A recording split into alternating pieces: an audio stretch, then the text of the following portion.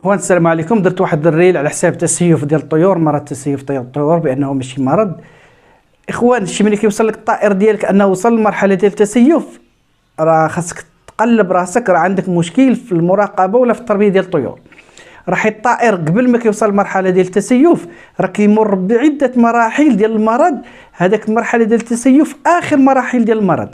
راه الطائر اللي كنتي كتراقبو مزيان راه غيبان لك ملي كتحط ليه الدوش وكيبان لك ما كيدوش، ولا كتحط الاكل وكيبان لك ما كياكلش، ولا قله الحركات ديالو، ولا من البراز ديالو، ولا غير من الوجه ديال الطائر ومن العين ديالو راه كيبان لي الطائر واش مريض ولا ما مريض. ماشي ما يوصل الطائر بانه وصل للمرحله ديال انه قوبر عاد غنعرف الطائر، هذيك راه اخر مراحل ديال المرض.